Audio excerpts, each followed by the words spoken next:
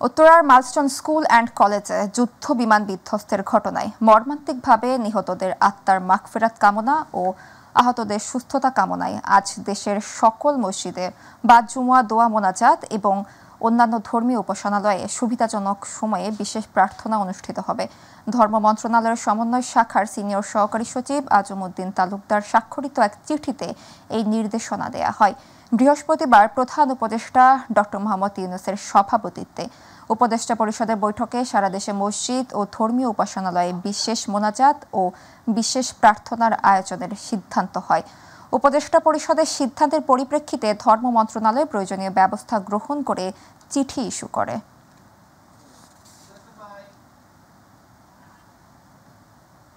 দর্শক, এই মুহূর্তে মাইলস্টোন স্কুল অ্যান্ড কলেজের সামনে আছেন সহকর্মী আফজাল হোসেন, যুক্ত হচ্ছি তার সাথে। আফজাল, মাইলস্টোন ট্র্যাজেডির ঘটনায় তথ্য কেন্দ্রের নতুন কোনো আপডেট আছে কি? আজ স্কুলের সামনে কেমন পরিস্থিতি দেখছেন, জানাবেন আমাদের।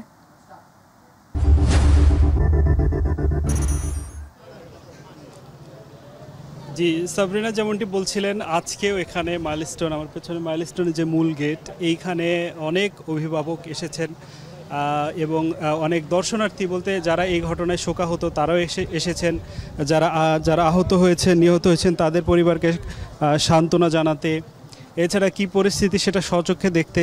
প্রত্যেকেই বিমর্ষ অবস্থায় আছে, প্রত্যেকে আসলে কারো মুখে হাসি নেই। তারা এই যেই ঘটনায় নিঃসন্দেহে চরমভাবে শোকাহত।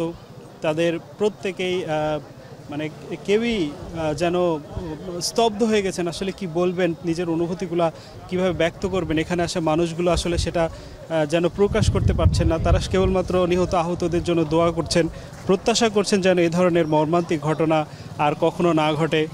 এছাড়া যেটা বলছিলেন প্রতিবেদনের ব্যাপারে, যে তদন্ত কমিটি গঠন হয়েছে 6 সদস্য বিশিষ্ট, সেটা আগামী রবিবার তদন্ত প্রতিবেদন জমা দেওয়ার কথা রয়েছে। তখন হয়তো জানা যাবে যে এই ঘটনার পেছনের ঘটনা কি আর কি। এছাড়া রবিবার থেকে ক্লাস শুরু হওয়ার একটা কথা রয়েছে। আজকে যেহেতু শুক্রবার, কাল শনিবার ছুটি, রবিবার থেকে ক্লাস শুরু হওয়ার কথা রয়েছে। এই অবস্থার মধ্যেই এখনও এখানে তারপরে ভিড় করছেন অনেকেই। তারা বোঝার চেষ্টা করছেন, নিজের চোখে দেখার চেষ্টা করছেন। অনেকে অনেক দূর থেকে এসেছেন, তারা আহত নিহতদের জন্য দোয়া করছেন। তাদের সবার প্রত্যাশা যেন এই ধরনের ঘটনা বাংলাদেশে তথা বিশ্বে কোথাও না ঘটে। এছাড়া এই যে বিমান উড্ডয়নের বা ল্যান্ডিংয়ের যে লাইনটা, এই লাইনে যেন কোনো আবাসিক ভবন না হয়, শিক্ষা ভবন না হয়, সেই দাবিটাও কিন্তু এখানে আসা অভিভাবকরা জানিয়েছেন। সাবরিনা, এই ছিল আমার কাছে সবশেষ।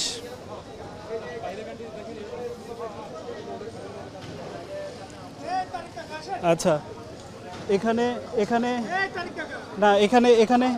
ঢুকছে না অ্যাকচুয়ালি। তারা অনেকে ঢোকার চেষ্টা করছে, আমার পেছনে দেখছেন। তবে কর্তৃপক্ষ শক্তভাবে চেষ্টা করছেন। এখানে শুধু সেনাবাহিনী ছাড়া এখানে মূলত কাউকে ঢোকানো হচ্ছে না। আর কিছু লোক এখানে ঢুকেছে আমরা দেখতে পাচ্ছি, আমরা একটু জানার চেষ্টা করছি। তবে গেটটা আবার বন্ধ করে দেওয়া হয়েছে, নতুনভাবে আবার কাউকে ঢুকতে দেওয়া হচ্ছে না। তারা ভেতরে ঢুকে যেখানে ক্র্যাশ করেছে বিমানটি, গেটের ঠিক কাছে কর্তৃপক্ষ না থাকার কারণে আসলে আমরা যোগাযোগ করতে পারছি না। যারা ঢুকেছে তারা যেখানে বিমানটি ক্র্যাশ করেছে সেখানে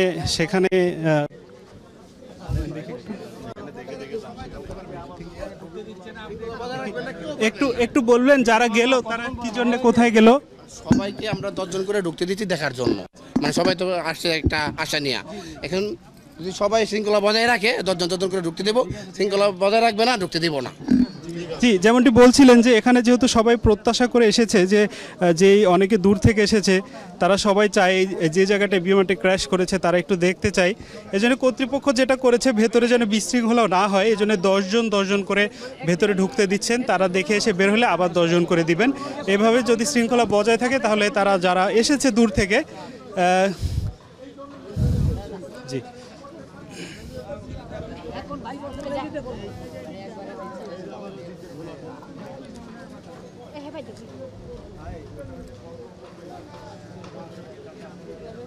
জি, এই এখানে একটু যারা সংশ্লিষ্ট আছেন তারা তো এটা বলছেন যে এতগুলো মানুষ যদি একসাথে যায় তাহলে এখানে যে দুর্ঘটনার আলামত আছে, যেহেতু সাধারণ মানুষ হয়তো কোনটা গুরুত্বপূর্ণ কোনটা অগুরুত্বপূর্ণ বিষয়গুলো পার্থক্য করতে পারবেন না, তাই এই আলামতগুলো নষ্ট হয়ে যাওয়ার একটা ভয় আছে। এই জন্য কর্তৃপক্ষ শুরু থেকেই স্ট্রিক্ট ছিল। আমরা সকাল থেকে এসে দেখেছি কাউকে ঢুকতে দেওয়া হয়নি এবং এবং এবং এবং এই বাইরের মানুষগুলো যদি এভাবে ভেতরে যায় তদন্তের স্বার্থে হয়তো সেটা তদন্তে বিঘ্নিত হতে পারে মূল ঘটনা এবং কিছু জটিলতা সৃষ্টি হতে পারে। এই জন্য কর্তৃপক্ষ সকাল থেকেই এখানে স্ট্রিক্ট ছিল, তারা বেশ শক্ত ছিল এখানে যেন কেউ ঢুকতে না পারে এই ব্যাপারটি বারবার তারা বলছিলেন।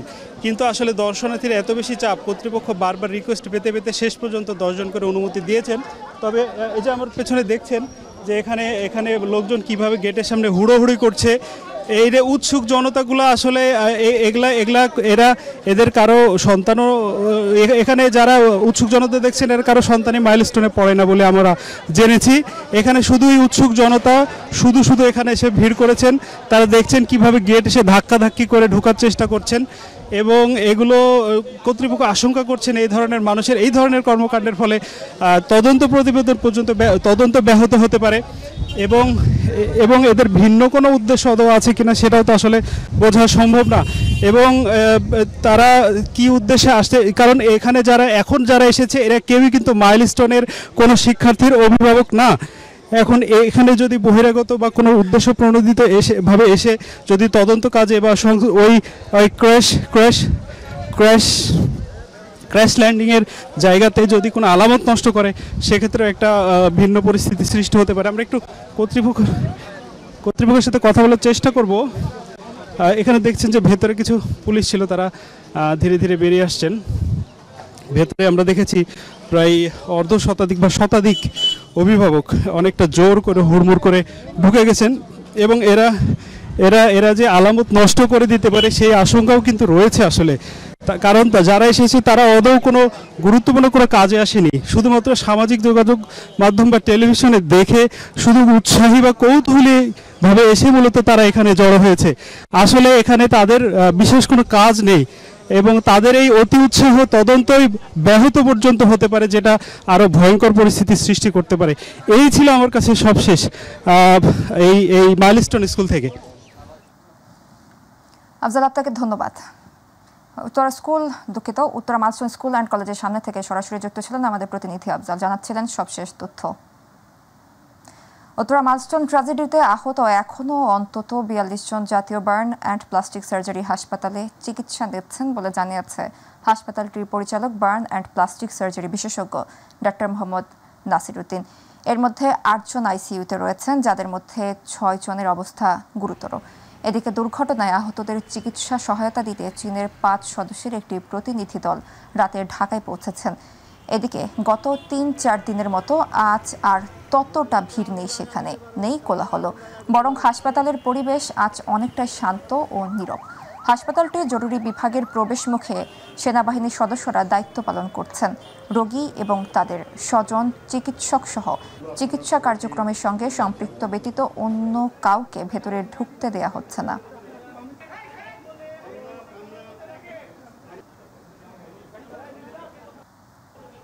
আমরা গত 2 দিনে আমাদের 13 জন পেশেন্টকে আমরা কেবিনে স্থানান্তর করতে পেরেছি। এটা আমাদের জন্য একটা ভালো খবর এবং তাদের অনেককেই হয়তো আমরা আগামী 2-1 দিনের মধ্যে বাসায় পাঠাতে পারবো। ইতিমধ্যে সারা পৃথিবীর বিভিন্ন দেশ থেকে এই চিকিৎসার জন্য সহযোগিতার আশ্বাস পেয়েছি। অনেক মানুষ, ইভেন আমাদের বাংলাদেশের যারা স্পেশালিস্ট আছে, আমেরিকাতে আছে, ইউকেতে আছে, তারাও আমাদের জন্য সহযোগিতার হাত বাড়িয়েছে। আমরা যা কিছু করার চেষ্টা করছি সব কিছুই আমাদের এই বাচ্চাদের ভালোর জন্য। এখানে আমাদের মধ্যে কোনো ধরনের অন্য কোনো কনফিউশন নাই।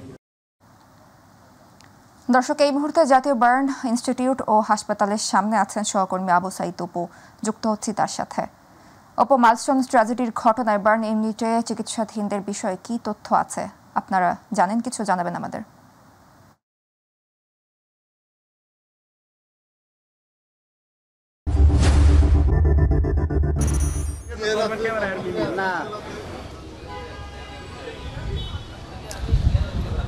সাবরিনা, আপনাকে ধন্যবাদ জানিয়ে শুরু করতে চাই, কারণ শোকের ভাষা প্রকাশ করার মতো সেই ভাষাটা আসলে আমাদের গণমাধ্যম কর্মীদের মধ্যে নেই।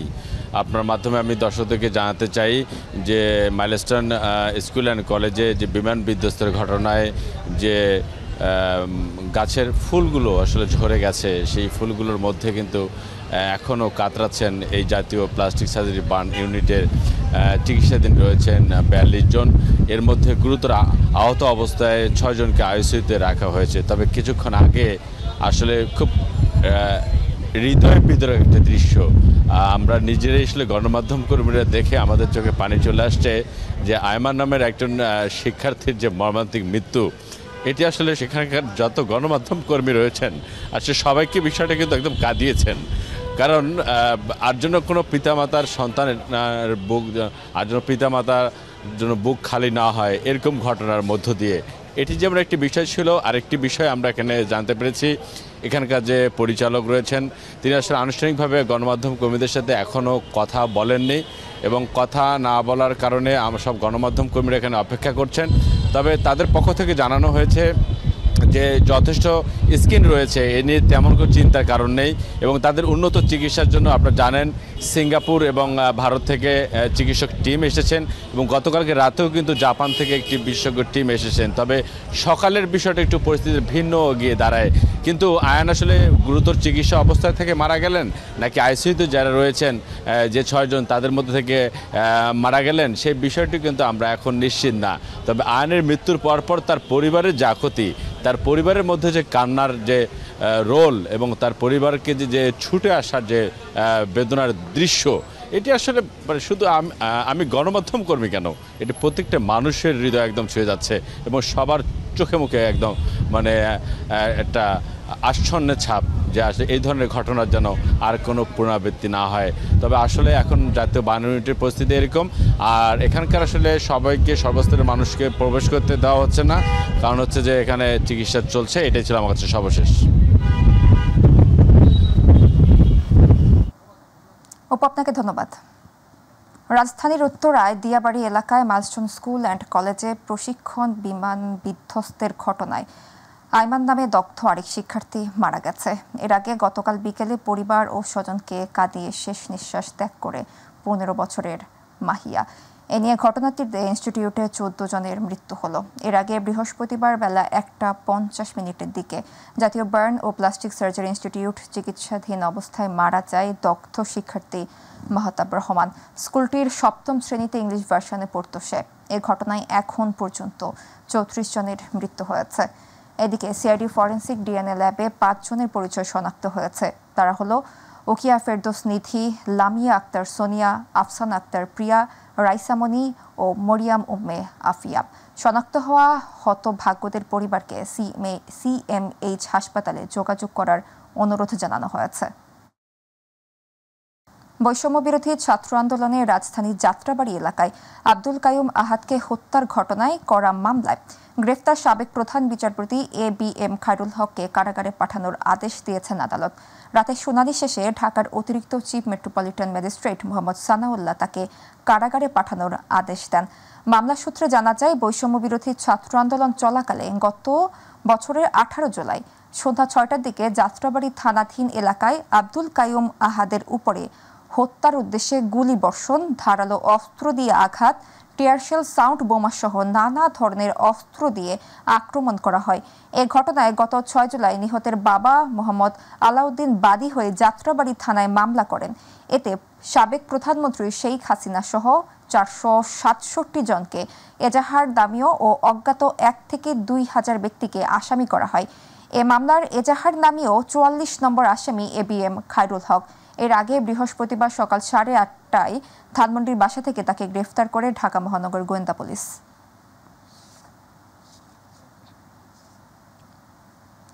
ঢাকার হযরত শাহজালাল আন্তর্জাতিক বিমানবন্দর এলাকায় যাত্রীদের বিদায় বা স্বাগত জানাতে আগত ব্যক্তিদের অন্য নতুন নির্দেশনা জারি করেছে বিমানবন্দর কর্তৃপক্ষ। আগামী রোববার থেকে এই নির্দেশনা কার্যকর হবে। রাতে বিমানবন্দর কর্তৃপক্ষ জানায়, আগামী 27 জুলাই থেকে হযরত শাহজালাল আন্তর্জাতিক বিমানবন্দরে যাত্রীদের বিদায় বা স্বাগত জানাতে বিমানবন্দর এলাকার ডিপার্চার ড্রাইভওয়ে ও অ্যারাইভাল ক্যানোপিতে যাত্রীর সঙ্গে সর্বোচ্চ 2 জন ব্যক্তি প্রবেশ করতে পারবেন। যাত্রীদের যাতায়াত স্বাভাবিক রাখা, যানজট ও নিরাপত্তা নিশ্চিতকল্পে এই ব্যবস্থা নেওয়া হয়েছে বলে জানিয়েছে বিমানবন্দর কর্তৃপক্ষ। বিমানবন্দর এলাকায় আগত সবাইকে সুশৃঙ্খলভাবে চলাচল ও সহযোগিতার জন্য অনুরোধ জানানো হলো। নির্দেশনা মেনে চলার আহ্বান জানিয়েছে বিমান কর্তৃপক্ষ।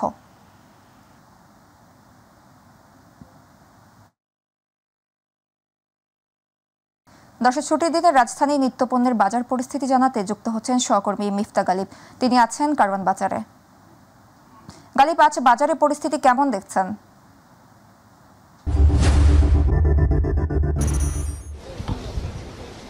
ধন্যবাদ। আমরা এই মুহূর্তে আছি রাজধানী কারওয়ান বাজারে। আপনি যেমনটি জানেন যে আসলে গত সপ্তাহ থেকে এই সপ্তাহে কিছুটা বাজার দর ঊর্ধ্বমুখী বলা চলে।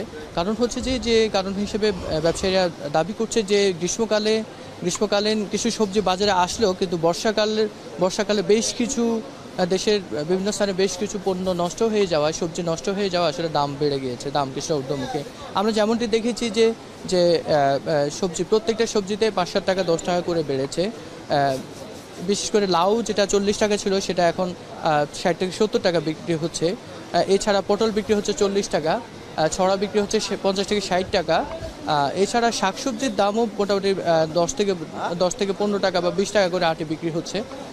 এছাড়া আমরা যদি মুদি বাজারে আসি, মুদি বাজারে অন্যান্য পণ্য স্বাভাবিক থাকলেও তেলের দাম কিছুটা ঊর্ধ্বমুখী। তেলের দাম লিটারে 10 টাকা বেড়েছে। এছাড়া মসুর ডালের দাম অনেক বেড়েছে, মসুর ডালের দাম কেজিতে 10 থেকে 15 টাকা বেড়ে গিয়েছে।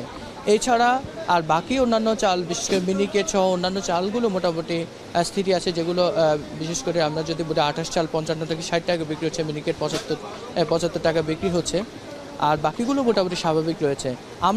এছাড়া আমরা পাশে দেখেছি যে মুরগের বাজার, মাছের বাজার এবং মাংসের বাজার যেগুলো দেখেছি এগুলো মোটামুটি স্বাভাবিক রয়েছে। আর আরেকটা বিষয় আমরা খেয়াল করেছি যে আমদানি নির্ভর যেসব পণ্য, বিশেষ করে মশলা, এই মশলাগুলোর দাম আসলে মোটামুটি সবসময় চড়া থাকে, এবারেই তার ব্যতিক্রম নয়। মশলাগুলোর দাম বরাবরই দাম বেশি। তো সেই ক্ষেত্রে আমাদের বাজারে আসা ক্রেতারা জানিয়েছেন যে যখন এই যে বাজারে ঊর্ধ্বমুখী হয় তখন আসলে নিম্ন এবং মধ্যবিত্ত যারা, তাদের আসলে সার্ভাইভ করতে হয়তো একটু কষ্ট হয়ে যায়। তো এই ছিল রাজধানী কারওয়ান বাজারের সর্বশেষ বাজার পরিস্থিতি। গালিব, আপনাকে ধন্যবাদ। ভরা মৌসুমে জাতীয় মাছ ইলিশে সয়লাভ থাকতো বরিশাল, তবে গত কয়েক বছরে ইলিশ শূন্য হয়ে পড়েছে বরিশালের একমাত্র মোকাম পোর্ট রোডের মৎস্য আড়তটি। সিন্ডিকেট আর দাম বৃদ্ধিতে বিপাকে সাধারণ ক্রেতারা। পোর্ট রোডের বোকাম ঘুরে আসাদ চৌধুরীর ক্যামেরায় পারভেজ রাসেলের বিস্তারিত রিপোর্টে। এক সময়ে নদী আর খালের বরিশালে জাতীয় সম্পদ ইলিশে থাকতো সয়লাভ। কালের বিবর্তনে সেই ইলিশ আজ বরিশাল থেকে বিলুপ্তের পথে। ইলিশের বাজার দখলে নিয়েছে নানা প্রজাতির চাষের এবং সাগরের মাছ। সেতু নির্মাণ, নদীর নাব্যতা, ইলিশের রুট পরিবর্তন, ব্যবসায়িক সিন্ডিকেট, সড়ক পথের উন্নয়ন, রাজধানী সহ দেশের বাইরে রপ্তানির নানা অজুহাতে ইলিশ মাছের স্বাদ ভুলতে বসেছে এ অঞ্চলের মানুষ। বাজারে ইলিশের প্রচুর সংকট আর যাও আছে, অনেক দাম। ইলিশ না পেয়ে অবশেষে বাধ্য হয়ে দেশি মাছ কিনতে বাধ্য হয়েছে। এই মৌসুমে ইলিশের আগমনে ব্যস্ত থাকা শ্রমিকগুলো মাছ না থাকায় ফিরছে অন্য পেশায়। অন্যদিকে বাজারে যেটুকু আসে তার দাম সাধারণের ক্রয় ক্ষমতার বাইরে। কেউ ইলিশ স্বাদ দিতে পারতেছে না, যা আছে খুব সামান্য দুই একটা, যা আমাদের পক্ষে কোনো ক্রমে এরা ক্রয় করা সম্ভব না। মৎস্য অধিদপ্তর বা প্রশাসনের জোরালো বাজার মনিটরিং নিয়ে দুর্বলতার কথা বলেন সচেতন মহল। 2500 টাকা কেজি পাইকারি কেনা পড়ছে, এই জন্য খুচরা কাস্টমার যারা, ক্রেতা যারা, তাদের কিনতে খুবই একটা সমস্যা। নিষিদ্ধ ঝাটকা ধরার কারণে বর্তমানে মাছের এখন সংকট। নদীর মোহনায় চরপড়ায় বরিশাল ইলিশ শূন্যের দাবি এই মৎস্য আড়তদার নেতার। এবছর ইলিশ যে পরিমাণে আমাদের বরিশালের চাহিদা, এই পরিমাণে মাছ আমাদের বরিশালে আসতে হয় না, আর নদীতেও মাছ কম। অন্যদিকে মৎস্য কর্মকর্তা বলছেন ভিন্ন কথা। অনেক মাছ আমাদের চলে যাচ্ছে চাঁদপুর, লক্ষ্মীপুর, নোয়াখালী দিয়ে ঢাকায় চলে যাচ্ছে, এই জন্য একটু হয়তো আপনারা মাছ কম দেখছেন। চাপিলা এবং ঝাটকা নিধন, সাগর বা নদীর রূপ পরিবর্তন এবং প্রাকৃতিক নানান দুর্যোগে ইলিশ শূন্য আজ বরিশাল। তাই প্রশাসন এবং সংশ্লিষ্ট দপ্তরগুলো আরেকটু আন্তরিক হলেই এই বাজারটি আবার ইলিশে হবে সয়লাভ, এমনটাই প্রত্যাশা আমাদের সবার। পারভেজ রাসেল, মাই টিভি, বরিশাল। জুলাই পদযাত্রার অংশ হিসেবে হবিগঞ্জে সমাবেশ ও পদযাত্রা করেছে জাতীয় নাগরিক পার্টি এনসিপি। বৃহস্পতিবার বিকেলে শহরের সাইফুর রহমান টাউন হলের সামনে এই সমাবেশ হয়। সমাবেশে এনসিপির উত্তরাঞ্চলের মুখ্য সংগঠক সার্জিস আলমের পরিচালনায় প্রধান অতিথি হিসেবে বক্তব্য রাখেন এনসিপির আহ্বায়ক নাহিদ ইসলাম। এ সময় তিনি বলেন, আমরা মুজিববাদ ও ফ্যাসিবাদের বিরুদ্ধে যে লড়াই সংগ্রাম শুরু করেছি তা এখনো শেষ হয়নি। যে নতুন বাংলাদেশ ছাত্র জনতা চেয়েছিল তা এখনো পায়নি, তাই এই লড়াই চলমান থাকবে। যশোরে ভাইয়ের হাতে বোন হত্যার আসামি ভাই খোকন মোল্লা ও ভাবি সালমাকে হত্যাকাণ্ডের 10 ঘন্টার মধ্যে গ্রেফতার করেছে যশোর পিবিআই। যশোর পিবিআই এর পুলিশ সুপার রেশমা শারমিন জানান, সদর উপজেলার সুজলপুর গ্রামে পারিবারিক কলহে ভাইয়ের ধারালো অস্ত্রের আঘাতে বোন শারমিন খুন হয়। এ ঘটনায় কোতোয়ালি থানায় হত্যা মামলা হলে পিবিআই যশোরের পরিদর্শক শ্যামল কুমার দত্ত ও এসআই কমলেশ মণ্ডলের সমন্বয়ে পিবিআই যশোরের একটি টিম বৃহস্পতিবার খুলনার তেরখাদা ও রূপসা থানা এলাকায় অভিযান পরিচালনা করে বোন হত্যার মূল আসামি ভাই খোকন মোল্লা ও ভাবি সালমা বেগমকে গ্রেফতার করা হয়। পরে তাদের সংশ্লিষ্ট আদালতে হস্তান্তর করা হয়। নিজেকে পরিচয় দিতেন এমবিবিএস সহ নানা উচ্চতর ডিগ্রিধারী মেডিসিন বিশেষজ্ঞ হিসেবে। রোগীদের সামনে ছিলেন একজন দক্ষ ও পরিশ্রুত চিকিৎসক। কথাবার্তায় ফুটে উঠত উঁচু সারির লোক, অথচ বাস্তবে তিনি ছিলেন প্রতারণার ছদ্মবেশে মোড়া এক ভুয়া ডাক্তার। দীর্ঘদিন ধরে ঢাকার কেরানীগঞ্জ ও আশপাশের বিভিন্ন এলাকায় রোগী দেখে বেড়ালেও শেষ রক্ষা হলো না তার। বৃহস্পতিবার সন্ধ্যা 7:30টায় কেরানীগঞ্জের কালীগঞ্জ বাজার এলাকার মোল্লা মেডিকেল হল নামক একটি ফার্মেসি থেকে আবু ফরহাদ মাহবুব নামে এই ভুয়া চিকিৎসককে হাতে নাতে আটক করে উপজেলা নির্বাহী কর্মকর্তা রিনাত ফৌজিয়া। আটকের পর ভ্রাম্যমাণ আদালতের মাধ্যমে তাকে 1 বছরের বিনাশ্রম কারাদণ্ড এবং 10,000 টাকা জরিমানা অনাদায়ে আরও 15 দিনের কারাদণ্ড দেওয়া হয়। সেজন্য ভোক্তা অধিকার সংরক্ষণ আইন 2009-এর 44 ধারায় তাকে 1 বছরকে তিনি প্রতারণা করেছেন। সেবা প্রার্থীদেরকে তিনি নিয়মিত প্রতারণা করে যাচ্ছেন দীর্ঘদিন ধরে। সেজন্য ভোক্তা অধিকার সংরক্ষণ আইন 2009-এর 44 ধারায় তাকে 1 বছরের কারাদণ্ড এবং 10,000 টাকা।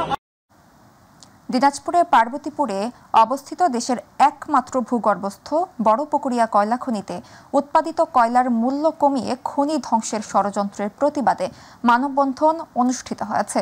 বড়পুকুরিয়া কয়লা খনির সর্বস্তরের শ্রমিকদের ব্যানারে বৃহস্পতিবার খনির প্রধান ফটকের সামনে ঘণ্টাব্যাপী এই কর্মসূচির আয়োজন করা হয়।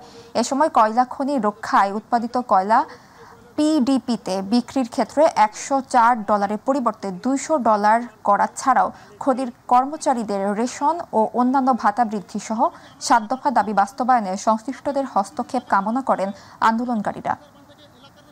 টাঙ্গাইলের ঘাটাইলে বংশাই নদীর উপর একটি সেতুর অভাবে দুর্ভোগ পোহাচ্ছে 15টি গ্রামের অর্ধলক্ষাধিক মানুষ।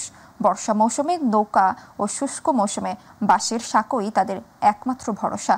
স্বাধীনতার পরবর্তী বিভিন্ন সময়ে জনপ্রতিনিধিরা সেতু নির্মাণের আশ্বাস দিলেও এখন পর্যন্ত তা আলোর মুখ দেখেননি। দ্রুত একটি সেতু নির্মাণের দাবি জানিয়েছে এলাকাবাসী। আর কর্তৃপক্ষ বলছে শীঘ্রই এ বিষয়ে পদক্ষেপ গ্রহণ করা হবে। প্রতিনিধি রাইহান মিয়ার রিপোর্ট জানাচ্ছেন শামস তাবরিজ উচ্ছ্বাস।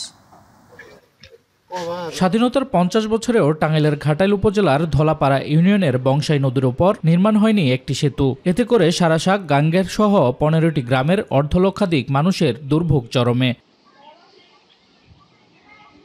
বর্ষা মৌসুমে নৌকা আর শুষ্ক মৌসুমে বাঁশের সাঁকোই তাদের একমাত্র ভরসা। ফলে ঝুঁকি নিয়ে নদী পার হতে হচ্ছে শিক্ষার্থী সহ সাধারণ মানুষের। এই নদীতে দেখতেই পাচ্ছেন আপনারা যে একটা রশির মাধ্যমে আমরা নৌকা দিয়ে পারাপার হই। এখানে খুব কষ্ট হয় আমাদের। আর এটা হচ্ছে আমাদের যেই পাশে দেখতে পারতেছেন আমাদের প্রাইমারি স্কুল। তো পোলাপান এখানে খুব কষ্টের মাধ্যমে যাতায়াত করে, খুব রিস্ক। এই ব্রিজটা খুবই অত্যন্ত জরুরি আমাদের জন্য। সন্ধ্যায় যদি একটু আসি দূরে কয় কাকু তাড়াতাড়ি এই পড়বেন, আমি গুদারা বন্ধ করে দিতেছি। এই যে আমাদের একটা সমস্যা, ভোগান্তি, খুবই কষ্ট আমাদের।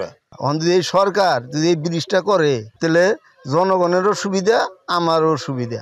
স্থানীয়রা জানায় প্রতিদিন গ্রামের অন্তত 10,000 মানুষ নৌকা দিয়ে নদী পারাপার হয়। বিকল্প ব্যবস্থা না থাকায় ফসল পরিবহন সহ উপজেলা সদরে যেতে এই নদী পার হতে হয়। শুধু আশ্বাস নয়, বংশাই নদীর উপর দ্রুত একটি সেতু নির্মাণের দাবি এলাকাবাসীর। 2 ইউনিয়নের সংযোগস্থল হলো এই গাঙ্গার সরসাক ব্রিজ। এই ব্রিজটা আমাদেরকে করে দেয়, এইটাই আমাদের আপনাদের মাধ্যমে এটাই আমাদের দাবি। 10-15টা গ্রাম এই পাশ থেকে ও পাশে যায় কালিহাতি যাইতে বা ও পাশ থেকে ঘাটাল যেতে আমাদের অনেক কষ্ট হয়। দয়া করে আমরা বর্তমান সরকারের কাছে এই ব্রিজটার দাবি জানাই। এই ব্রিজটা আমাদের খুবই প্রয়োজন। এই ব্রিজটা আমরা চাই আমাদের এলাকাবাসীর পক্ষ থেকে। এদিকে দুর্ভোগের কথা স্বীকার করে দ্রুত সেতুটি নির্মাণের কথা জানান এলজিডির এই কর্মকর্তা। অনূর্ধ্ব 100 মিটার প্রকল্পের একটা প্রকল্পে আমরা অলরেডি এটা প্রস্তাব দিচ্ছি। আমরা যথারীতি ব্রিজ প্রস্তুতি নিমিত্তে যে অ্যাপ্রাইজাল ফরম্যাট কিংবা অন্যান্য তথ্যাদি সংগ্রহ করে ঢাকার সদর দপ্তরে প্রেরণ করছি। আমার প্রত্যাশা যে যত তাড়াতাড়ি সম্ভব এটা অনুমোদন হবে। অনুমোদনের সাথে সাথে আমরা এটা টেন্ডার প্রক্রিয়া সম্পন্ন করে দ্রুততার সহিত বাস্তবায়নের ব্যবস্থা করব। বংশাই নদীর উপর নির্মাণ হবে কাঙ্ক্ষিত সেতু, দুর্ভোগ লাঘব হবে এলাকাবাসীর, এমনটাই প্রত্যাশা সকলের। শামস তাবরিজ উচ্ছ্বাস, মাই টিভি নিউজ ডেস্ক। শরীয়তপুর জেলার সদর উপজেলা ষোলপড়া ইউনিয়নের চর চিকন্দি গ্রামের একটি নিরীহ পরিবারের ঘরে তালা দেয়া এবং তাদের উপর হামলার অভিযোগ উঠেছে প্রতিপক্ষ সন্ত্রাসীদের বিরুদ্ধে। এই ঘটনায় ভুক্তভোগী হাবিবুর রহমান ও তার পরিবার প্রতিনিয়ত নিরাপত্তাহীনতায় ভুগছে এবং পালং মডেল থানায় একটি লিখিত অভিযোগ দায়ের করেছে। স্থানীয় সূত্রে জানা গেছে, হামলাকারীরা ধারালো অস্ত্রশস্ত্র ও লাঠিসোঁটা নিয়ে হামলা চালায়। এতে পরিবারের সদস্যরা আহত হন। আহতদেরকে শরীয়তপুর সদর হাসপাতালে চিকিৎসাধীন অবস্থায় রয়েছে। পালং মডেল থানা ভারপ্রাপ্ত কর্মকর্তা মোহাম্মদ হেলাল উদ্দিন বলেন, তদন্তের মাধ্যমে দোষীদের বিরুদ্ধে আইন অনুযায়ী ব্যবস্থা নেওয়া হবে। আমার দুইটা শিশু বাচ্চা, একটা 4 বছর, একটা 7 বছর। আজকে এই শিশু বাচ্চাদের সহ আমার পাক না পাক সেটা তো মানুষ দেখবে। আর এখন এই যে তালা মেরে রাখছে, ঘরে থাকতে পারতাছি না। গাজীপুরে কালিয়াকৈরে ঢাকা টাঙ্গাইল মহাসড়কের পাশে ফুটপাত দখল করে অবৈধভাবে বসানো হচ্ছে দোকানপাট। অভিযোগ উঠেছে, এসব দোকানের বিনিময়ে পৌরসভার নাম ব্যবহার করে নিয়মিত চাঁদা আদায় করছে একটি চক্র। এতে একাধিক যেমন পথচারীরা চলাচলের সমস্যায় পড়ছেন, অন্যদিকে যানজটও চরম আকারে ধারণ করেছে। তবে পৌর প্রশাসক এসব বিষয় অস্বীকার করে দ্রুত ব্যবস্থা নেওয়ার কথা জানিয়েছে। প্রতিনিধি একেএম শিশিরের রিপোর্টে। ঢাকা টাঙ্গাইল মহাসড়কের পাশে চন্দ্রা, পল্লীবিদ্যুৎ, মৌচাক সহ বিভিন্ন এলাকায় বাস স্ট্যান্ড, সার্ভিস লাইন, ফুটপাত দখল করে গড়ে উঠেছে ভ্রাম্যমাণ দোকানপাট। দখলের পৃষ্ঠপোষকতার অভিযোগ উঠেছে স্থানীয় দখলদারদের বিরুদ্ধে। একদিকে তৈরি হয়েছে যানজট, অন্যদিকে শহরের সৌন্দর্য নষ্ট হচ্ছে ব্যাপকভাবে। এইসব দোকানদারের কাছ থেকে প্রতিদিন 50 থেকে 200 টাকা পর্যন্ত চাঁদা নেওয়া হচ্ছে। চাঁদা আদায়ে নাম ব্যবহার করা হচ্ছে পৌর কর্তৃপক্ষের। এতে অনেকে মনে করছেন এটি কর্তৃপক্ষের অনুমোদিত, যার কারণে কেউ প্রতিবাদও করছে না। প্রত্যেকদিন দোকানের জন্য 100 টাকা দিতে হয়। নাম দেখতেছেন কত টাকা করে লাগে প্রতিদিন? প্রত্যেকদিন লাগে হলো 100 টাকা কেজি। বলে টাকা আনছে, আমি 50 টাকা করে দেই। বিভিন্ন সময় অভিযোগ জানালেও পৌর কর্তৃপক্ষ কার্যকর কোনো ব্যবস্থা নিচ্ছে না। ফলে চাঁদা ব্যবসায়ী সিন্ডিকেট আরো বেপরোয়া হয়ে উঠছে। ফলে ভোগান্তি পোহাতে হচ্ছে সাধারণ মানুষের। ওরা তো বলে যে আমরা দেখা নিয়েছি পৌরসভার টাকা, প্রতিদিন 100 টাকা পার ডে। ভাই ঠেট দেয় না, দিলে ভাই মারতে তো ধুমকি দেয়। হাইওয়ে এলাকায় এমন দখলদারিত্ব ও চাঁদাবাজি বন্ধ না হলে সড়ক দুর্ঘটনা ও দুর্ভোগ আরো বাড়তে পারে বলে মনে করছেন সচেতন মহল। আর প্রশাসন বলছে, ফুটপাত দখলমুক্ত করতে সব ধরনের ব্যবস্থা গ্রহণ করবেন তারা। যে দোকানদাররা আছে যে এরকম আনঅফিসিয়াল ট্রানজাকশন কারোর সাথে তারা যাতে না করে, ফলে তারা ক্ষতিগ্রস্ত হবে। আর আমরা আমাদের পক্ষ থেকে এই টাইপের যে ব্যক্তিরা আছে যারা এরকম ভাউচার বা টিকিট যদি কেউ ইউজ করে, তাদেরকে আমরা খুঁজে বের করে আইনের আওতায়। ফুটপাত দখল করা বা ফুটপাতে হাট বাজার বসানোর কোনো সুযোগ নেই। কিছু কিছু জায়গায় এরকম অভিযোগ আসে, খুব শিগগিরই এমন অভিযান করবো যেন কোনো ফুটপাতে কোনো দোকান অবৈধভাবে না বসতে পারে। মহাসড়ক সচল রাখতে অন্যতম প্রধান শর্ত হচ্ছে ফুটপাত দখলমুক্ত রাখা। আর ফুটপাত দখলমুক্ত রাখতে প্রয়োজন আইন শৃঙ্খলা বাহিনীর কঠোর নজরদারি এবং প্রয়োগ। এটি করলে এই পথ যারা ব্যবহারকারী রয়েছেন তাদের স্বস্তি মিলবে বলে জানিয়েছেন এখানকার বাসিন্দারা। একেএম শিশির, মাই টিভি, কালিয়াকৈর, গাজীপুর। রেসলিং দুনিয়ার সবচেয়ে বড় তারকাদের একজন হাল্ক হোগান 71 বছর বয়সে মারা গেছেন। হোগানের মৃত্যুর খবরটি নিশ্চিত করেছে ওয়ার্ল্ড রেসলিং এন্টারটেইনমেন্ট WWE। নিজ বাড়িতে হৃদযন্ত্রের ক্রিয়া বন্ধ হয়ে মারা গেছেন এই রেসলিং কিংবদন্তি। 80 ও 90-এর দশকের সবচেয়ে জনপ্রিয় রেসলার ছিলেন হাল্ক হোগান। পরে বিনোদনের অন্যান্য মাধ্যমেও খ্যাতি অর্জন করেন তিনি। আতিকুর রহমান তিতাসের রিপোর্ট। পেশাদার রেসলিং দুনিয়ার সবচেয়ে বড় তারকাদের একজন টেরি বলিয়া, যিনি হাল্ক হোগান নামে বিশ্বজুড়ে পরিচিত, না ফেরার দেশে পাড়ি জমিয়েছেন। বৃহস্পতিবার ৭১ বছর বয়সে শেষ নিঃশ্বাস ত্যাগ করেন এই কিংবদন্তি। খবরটি নিশ্চিত করেছে world wrestling entertainment WWE। Pop কালচারের অন্যতম পরিচিত মুখ হোগান ১৯৮০ দশকে WWE কে বিশ্বব্যাপী ছড়িয়ে দিতে গুরুত্বপূর্ণ ভূমিকা রেখেছিলেন। তার পরিবার, বন্ধু এবং অসংখ্য ভক্তদের প্রতি সমবেদনা জানায় WWE। ফ্লোরিডার ক্লিয়ারওয়াটার শহরের পুলিশ জানিয়েছে, হোগানের বাড়িতে হার্ট অ্যাটাকের খবর পেয়ে পুলিশ ও ফায়ার সার্ভিসের সদস্যরা ছুটে যান। ফায়ার ও রেস্কিউ টিম তাকে উদ্ধার করে মর্টন প্ল্যান্ট হাসপাতালে নিয়ে যায়। সেখানেই চিকিৎসকরা তাকে মৃত ঘোষণা করেন। ১৯৮০ দশকে রেসলিং এর সোনালী যুগে হোগান ছিলেন পোস্টার বয়। তার বিখ্যাত সব সংলাপ আর বাহুর মাপ নিয়ে দমভক্তি তাকে সাধারণ দর্শকের ঘরে ঘরে পৌঁছে দিয়েছিল। উচ্চতা, মাংসপেশির গঠন আর সমুদ্র সৈকতের মতো সোনালী চুল ও হ্যান্ডেলবার গোফের জন্য এক ঝলকে চোখে পড়তেন তিনি। গলায় বাঁধা ব্যান্ডেনা, বিশাল শরীর আর রিংয়ের মাঝে তার অতি নাটকীয় ভঙ্গিমায় তিনি হয়ে ওঠেন WWE-র অবিচ্ছেদ্য প্রতীক। মঞ্চে তিনি প্রায় আমেরিকার জাতীয় পতাকা উড়িয়ে দিতেন। এক যুগে শুধু কুস্তির জগতেই নয়, পুরো পপ কালচারে হয়ে উঠেছিলেন চেনা মুখ। তাই তাকে WWE ২বার অন্তর্ভুক্ত করে হল অফ ফেম সম্মানে। ১৯৮০ দশকে তার ব্যাপক জনপ্রিয়তা WWE কে যুক্তরাষ্ট্রের গণ্ডি ছাড়িয়ে একটি বৈশ্বিক বিনোদন মাধ্যম হিসেবে গড়ে তুলতে সাহায্য করে। কুস্তির পাশাপাশি তিনি অভিনয়েও জড়িয়ে পড়েন। জনপ্রিয় cinema Rocky 3, I Santa with মাসেলসে অভিনয় করেন তিনি। তবে কুস্তি ও বিনোদনের বাইরে তার জীবনে বিতর্কের কমতি ছিল না। ১৯১৫ সালে তার এক অডিও ফাঁস হয়, যেখানে তিনি বর্ণবৈষম্যমূলক শব্দ ব্যবহার করেছিলেন। এর জেরে WWE তাকে সাময়িকভাবে বরখাস্ত করেছিল। পরে ২০১৮ সালে তাকে আবার সংস্থায় ফিরিয়ে আনা হয়। বিতর্ক সত্ত্বেও হাল্ক হোগান পেশাদার রেসলিং এর ইতিহাসে সবচেয়ে প্রভাবশালী তারকাদের একজন হয়েই বেঁচে থাকবেন ভক্তদের মনে। আতিকুর রহমান তিতাস, মাই টিভি।